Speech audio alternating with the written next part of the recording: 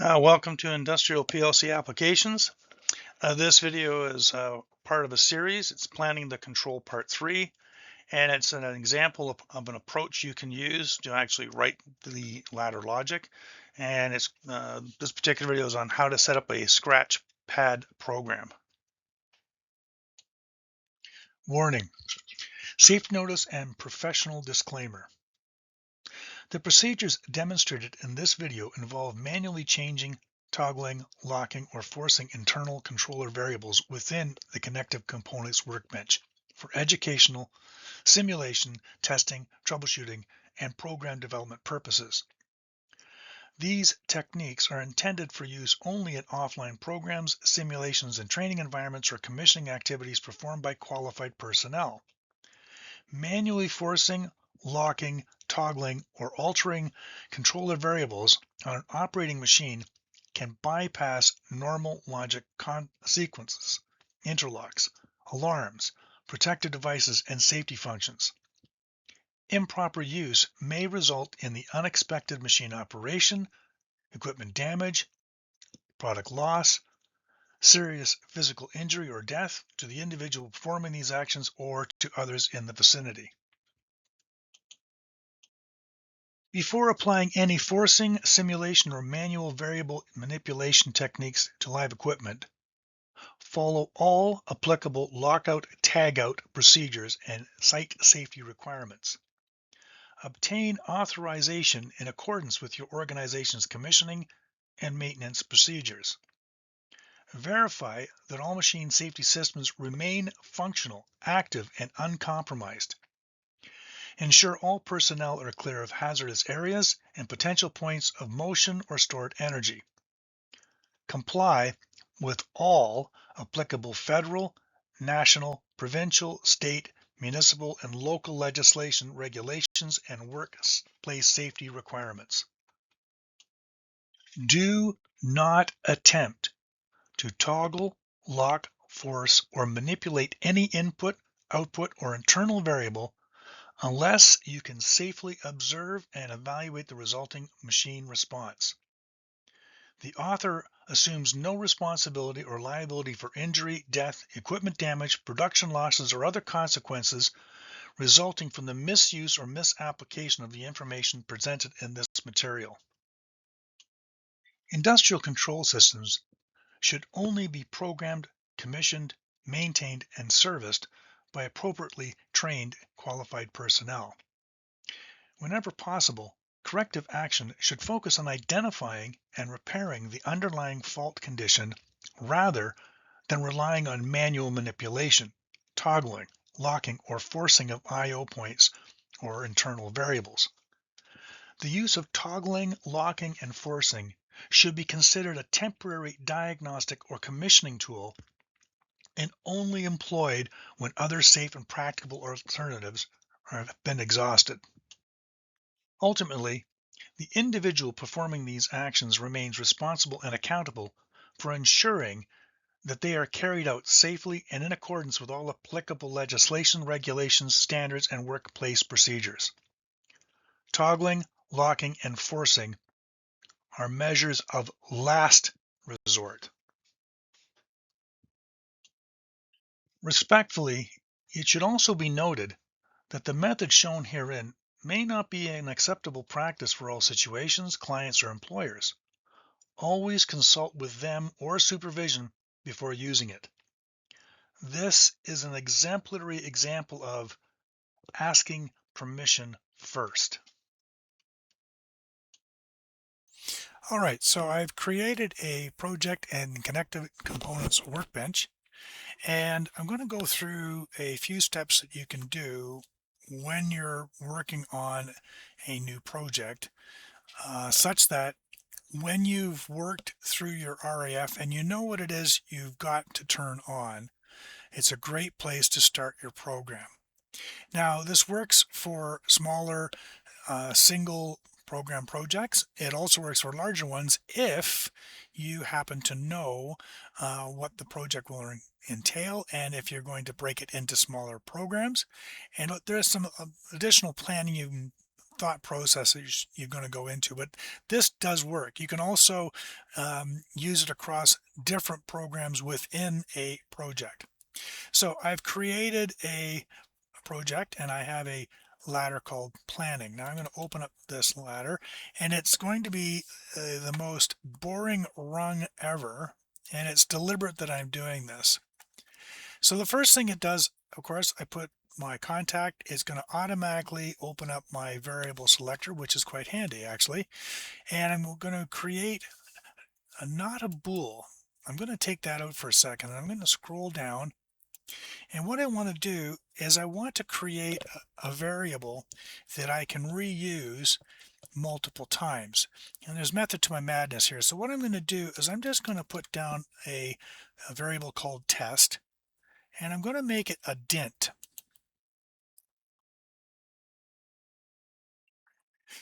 D-I-N-T, there it is. Now what happens is I have this new one called test. I'm going to go and close that, and it's going to bring me back. It's kind of an awkward way to do this, but such as it is.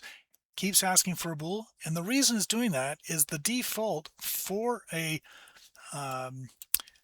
XIC instruction is a bool. It can only control a 1 or a 0. So what I'm going to do is I'm going to take the filter off here where it said bool, and I'm going to scroll down and try to find my... Did it not make it? Oh, that's frustrating. Okay, let's do this again. T-E-S-T. And we're going to make that a dint. It's probably because I didn't hit the save. Okie doke. Now, test comes up, but it can't be because I've got the yellow attention triangle. It's saying, this instruction only does single bit. You've got 32 here. So I'm going to go back and open that up again. And this is deliberate. This was not a mistake on my part. And it keeps wanting to call that a bool. We don't want it to be a bool. Delete, and then we're going to get rid of this data type at the top of the search function, and we want to find that test dint. Now notice there's a chevron beside it. That's like opening up a Christmas present.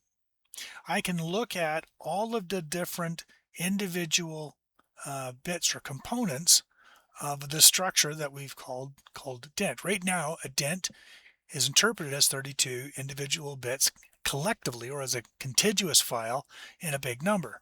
But what I want to do is I want to break it into individual parts. I want to identify and energize individual parts in my program. So being this is my first rung, I'm going to put a test 0, hit OK. And like we always do in our programs, I'm going to get to my program control. I'm going to put a NOP, and I'm going to say this is my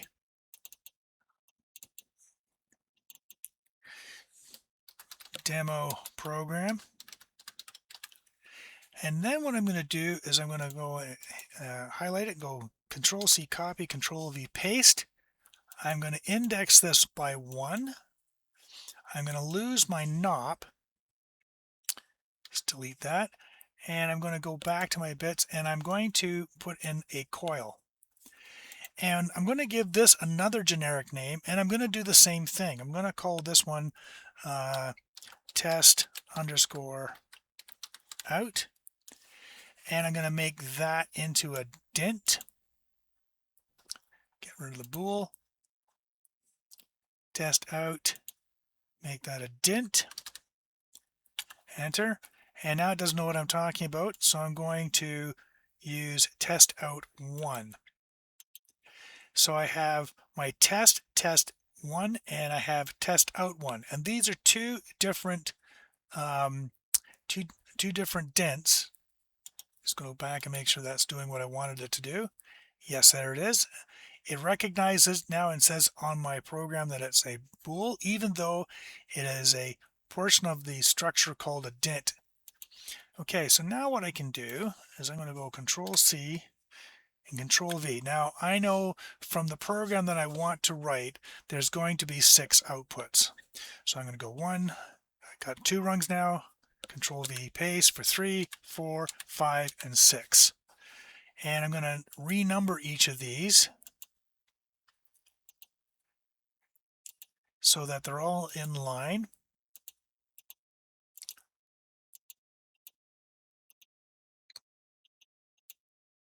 Oops, I guess I should be changing the number. It's kind of important.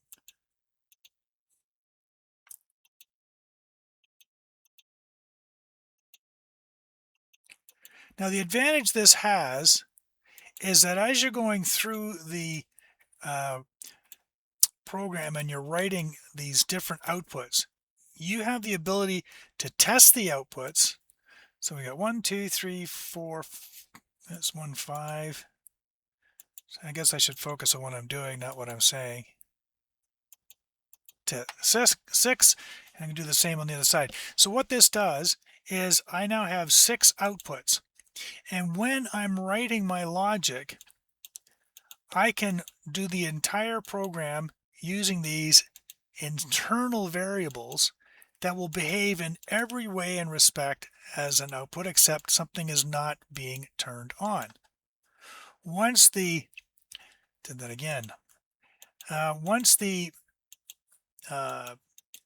program is done, it's simply a matter of you can then change these names from test out 6 to, IO underscore EM underscore etc. etc. You can do that. You can leave them in if you wish as well, if you want to use them for sequencing bits along the top in our NOP rung. And what that does is you basically take the contacts and can get rid of the bool. We simply go to test out, select test out 1, and when this rung is true and is running, this will be energized just like a regular output, and you can use that to watch your program flow during the different steps. So that, for example, you've written your program, it's not quite working, but you notice that test 1 is made, 2, 3, 4 didn't make. So you've got to go and find 4. It's not that difficult. You can do it. So you now have these 5 outputted or 6 outputted rungs that you can then use. When you're done, you're going to simply start to change these. Now, as a precaution, because this can happen, you're getting carried away and you're not really focusing on it, you can take the very same contact, and we'll go to test out, and that was test out number 1. And notice now I've got the normally open and the normally closed with the XIC and the XIO in series, which means I can't possibly turn on this output. It won't happen. It gives me a blank canvas from which to write my program. And I know that each of these are going to be the outputs I require. I have 6 outputs according to the RAF. I know I have them accounted for here, and now I can just expand the logic. Now the drawback with this, because you can create your own internal variables. As many variables as you can imagine, you can create, and they behave just as if they're real world. That has lots of advantages, especially on a PLC like the 24QBB. It's only got 10 outputs, no more than 10, but you may be manipulating a lot of logic before you energize. I'm going to show you that in the next step, which I'm going to call surrogate, so that you understand what I mean by that. But moving forward, so looking at this, I'm going to download this to my PLC. I'm going to go to my 850 page, give a connection path, which would mean I'm going to hook up my Ethernet. Please stand by for as our stations identify themselves. Now, Ethernet is a little more reliable than the USB, only because of the way that Windows, especially Windows 11, treats the USBs as private property, and every time Windows updates, it takes possession of it back. And we seem to be communicating, so I'm going to hit browse. And the PLC that I'm working with does not have an assigned IP. The trainers all have assigned fixed IPs. Mine does not. It allows me to do quite a bit of work. But what happens with this particular model, it's a little bit going beyond the scope, but the 850 series or the Micrologix series, what it does is it requests a IP address from a server, like a switch or a router more accurately, and the router will sometimes refer to it and give it a IP address. If it doesn't have a router, if it goes through a switch and doesn't get that knock on the door, hi, I'd like an IP address, if it doesn't get that response, then what it does is it creates its own IP. So I'm going to go through my different networks and see if one of them pops up. And when you're pulling on the Ethernet, X's means that it can't find it, and when you see there is no X, that means it has found it. So I have a panel view. That network didn't see it. Let's try this one. My panel view is the same, and it should be a 169 number, and there it is, 169.254.602.11. Now the advantage is it makes its own IP. The disadvantage is it's not a fixed IP. And what can happen is if I have this on a switch with another Micrologix, they'll both try to get on the network, and I could be looking at one and click on it, and it thinks it's a request and it changes its IP, or it can take an IP that's already existing and bump the next one out. I used to run a lab in the classroom where we would hook them all up to an intranet without fully understanding the implications, because I thought once it set its own IP it was fixed. It was not, and we ended up with chaos because people were trying to log on to their laptop and other people not realizing the laptop and the trainer had the same last three digits. And anyway, okay, so I'm going to hook it up to this one. I got my OK. That tells me I am connected, and it tells me that there's no password. So I'm going to download this to my processor.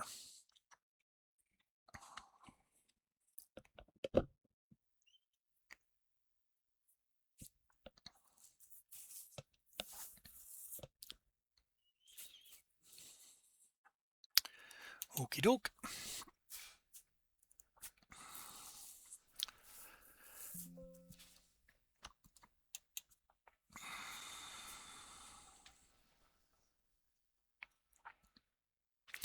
Okay, so here we have the world's most boring program, and we have our test bits, and we have demo program across for every single one. Not sure how that happened. Oh, I know why, because I had it highlighted when I typed in demo program. That'll teach me to pay attention, not talk, but watch. Anyway, okay, so each of these, we've got these all here. I've got my test out that reflects this one. If I want to see if the program works, there is a feature on here that works to alter a bit for a short duration. It's called a toggle. I'm going to right click on our contact. You're not wanting to play, there we go. And you'll see it's the shortcut Control T. You have to have the instruction, not the variable, highlighted. And if you toggle it once, you'll see that it turned on and it set the output to be true. This, however, only works for a single scan. Now, you may be saying, well, hang on, if that was a single scan, why is the output turned on, and why is it still turned on? Because it's imaginary. There's no push button associated with it. It's just a single location in memory. And the answer to that is there's no instruction in the PLC to turn it off. This test.2 is a contact, but it's behaving like we've toggled and turned on the coil, and there's no instruction to turn it off. In other words, we have latched it up. It will stay on until I toggle it a second time, and then there's nothing to re-energize it. It stays off. So this has an advantage in that you can use this if you want to test that you've got the right output. Now, in a real world situation, that can be extremely dangerous. If you're not sure and you haven't got the prints, you don't go firing on outputs randomly. You would never do that. You would verify what it is you're trying to control. And ideally, it should never be controlled in this kind of environment. You shouldn't be running this. This is running on a simulator or on a trainer. No moving parts. Nobody can get hurt. In the real world, that little stunt that I did, depending on what the output would be, if it was, say, a cylinder, and I have nothing between that test bit and the cylinder output, it would fire the cylinder. If someone's hand got in the way, if there was a part in the way, if there was someone was working on something and had a part left out, it would smash it. Very, very bad karma. So in this scenario, we can toggle the bit to test to see if our output logic works, which it does. So now I'm going to disconnect. I've left everything in the OFF position, which is good. And now, as I develop my program, I can turn around and I can create a branch for my first output. And if I know that it's a digital output, I can then assign it. I can take this test out if I wish, or I can leave it in. So let's call that digital output 8 because we're friends. So I've got that. Now if I go back in, this is going to turn on my output. I am now fully cognizant of what I'm doing and what this is going to do. In the meantime, I might have other functions that are required to make this output turned on. So for example, I can make this, instead of test, I can go _IO and make that _IO3, which I know is my stop. And I can make this _IO, and I can make that 00, and I'm going to change it by hitting the space bar. And I can even put my branch, because this is my first rung of logic, and I can move that over here. And I'm going to make this test out, or this digital output 8, I can make it my real world MCR. So, okay, I'm going to use this as my digital output 00. And this, of course, is a latch instruction. Now, if you are well along your way in your programming, I strongly recommend don't be lazy like I am demonstrating now.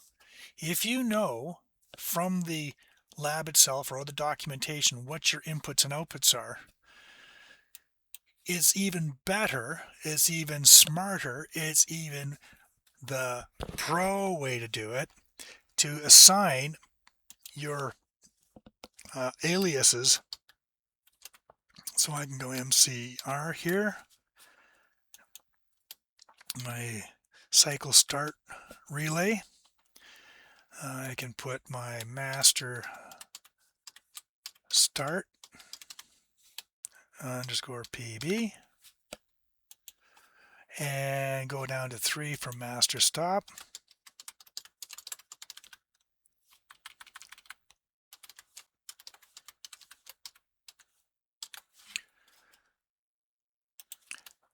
Cycle start.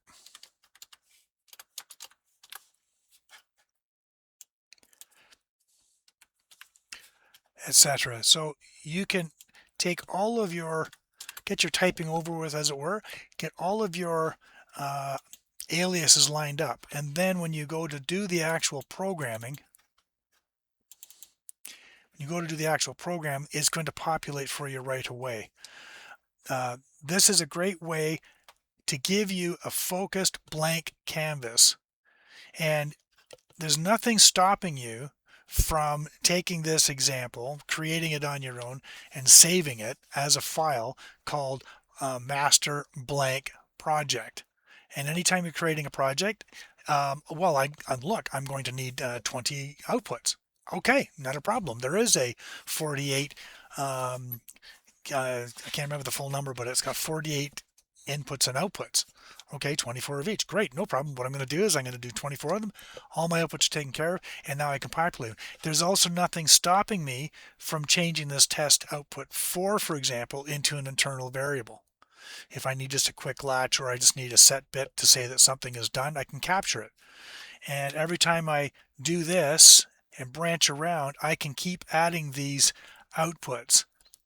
So if I were to put this here, and I'm going to go to test, again back to my not my bool, and I want number 2. Okay, so I've got test 2. Oh, don't want test 2, I want test out 2. It really pays to kind of read what you're doing here.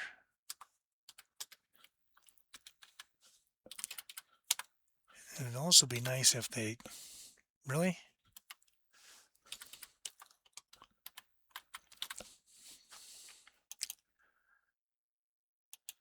Okay, when you do it this way and you want to type it in, notice that it jumped again to the full dent. So once you've typed it, press the period. The period is the separator, and now you can select the one you want. In this case, I want test out 2. And now those two are linked. So I'm going to download the project again, and we'll observe what happens when I toggle the second one, because it's got nothing attached to it, so I can do that safely.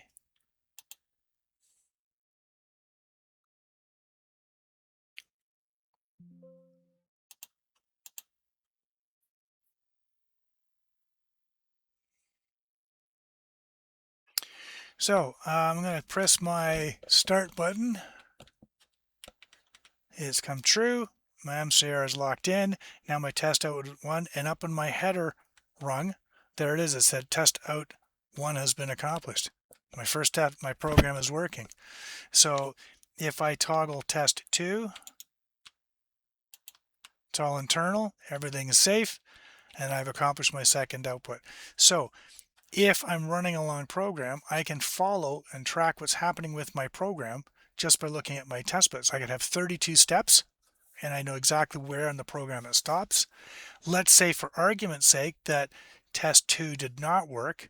I can right click, and there's a really handy feature called the cross-reference browser. You can click on it, and it will give you every occurrence, or the term they use is an instance, of the test.out2 or test_out.2 used in the program.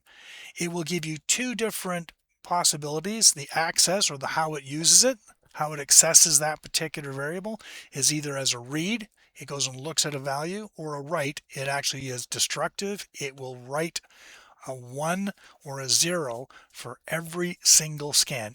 Even if there's a 0 there and the logic says it is off, it will write another 0.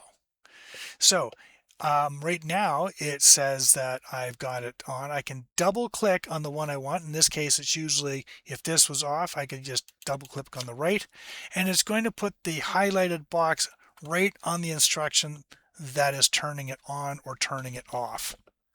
Because this is of the similar nature, I can just toggle this again, and my test out is off.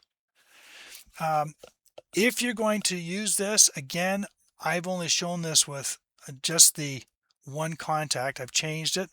Make a habit of also including the not state in series. If for whatever reason you're not paying attention and you click on the wrong one, only remove that when you're at a point where you can actually make it do something for you. Okay, so it can't be true and false at the same time, so this is not going to turn. I can toggle these all day and it's not going to do anything because it's going to cancel each other out. So this can't accidentally be turned on. You could toggle it on, but because the logic ahead of it is off, it'll only be true for a single scan. So that's the first step. The next part we're going to cover is we're going to get into what I call restrictives and permissives. And we'll catch you in the next video.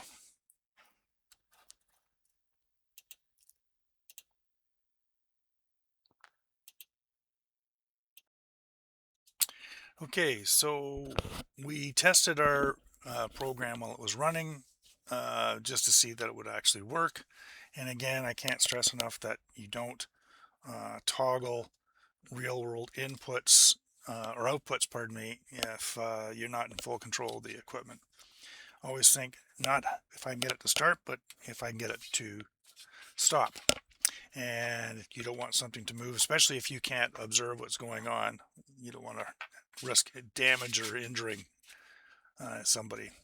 Anyway, carrying on. So what you're going to do now is if you have on your program, let's say that we've got our first MCR and you know that it's taking care of your master stop. If you know that you're going to be using that as your replacement for stop and you want to have it in every single rung, then it's a good idea to highlight the instruction and Control C, copy it, then move to the next rung and Control V, paste it.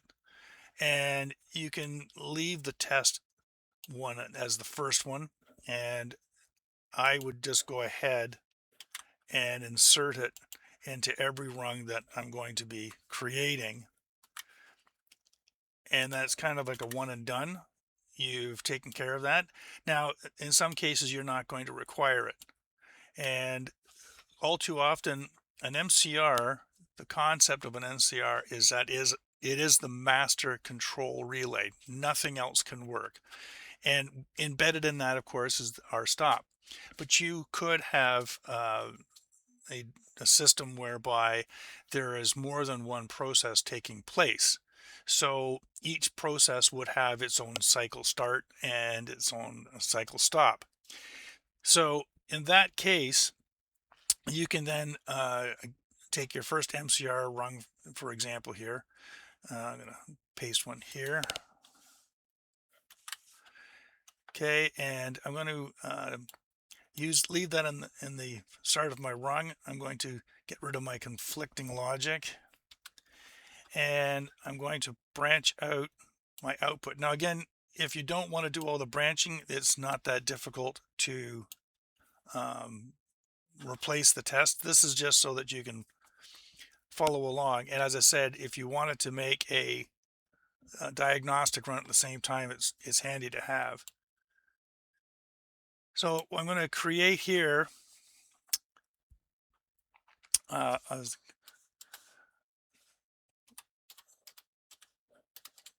cycle start.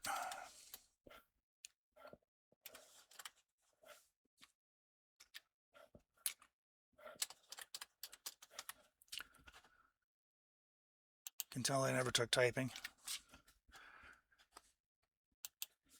And I'll be using that, so I'm going to use that to, once the cycle starts ready to go, usually have a start push button.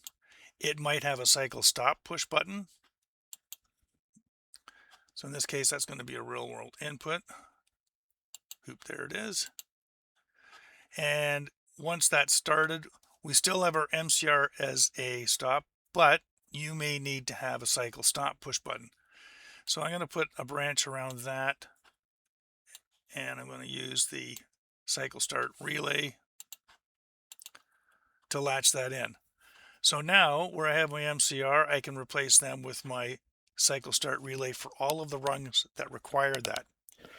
And then it's just simply a matter of, if you have other conditions, you just basically backfill the way I've just done it now. And from doing that, you can do a rung of logic. You can download it to the processor. It doesn't take any time, and give it a whirl. Write a rung, run the logic. I can't stress that enough. After years of programming and troubleshooting, I don't know how many times you would think you've got it all clear in your head. You write your edits or write the program, and you find it does not behave the way you want. And then you spend more time troubleshooting why your logic didn't work. Whereas, okay, I know what I want this rung to do. Let's write that rung. And um, you can run into and see really big fancy rungs with all kinds of breast of branches and nesting, and it looks like, wow, this is really concise. It's also harder to read and harder to follow. And you have to then start thinking in terms of what was in the programmer's head. Why did they do this? Why is it set up this way? Whereas if you keep the rungs simple, step by step, believe me, if you even if you work for a company and you come back 3 months, 6 months later, and you look at your logic, you'll go, okay, I know what it's supposed to do. I don't remember doing this.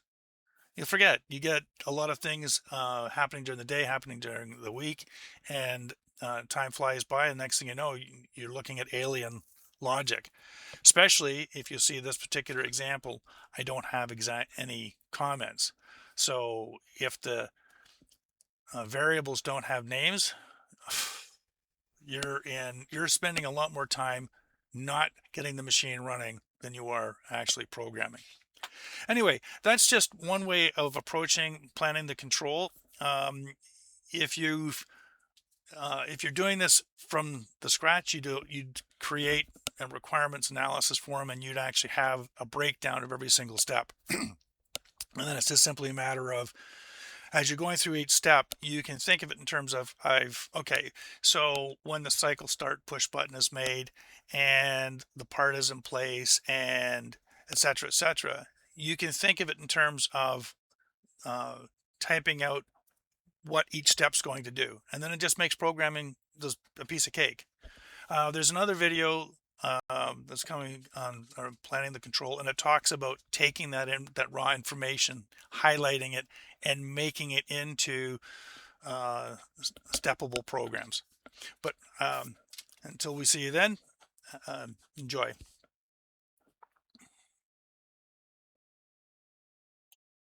This scratchpad approach can work successfully to develop a small program. However, it cannot be stressed enough that, although not performed here to minimize video length and strength, the best practice is to use whirl. Write a rung, run the logic as you develop your program. Errors and unforeseen logic problems will emerge and are easier to correct.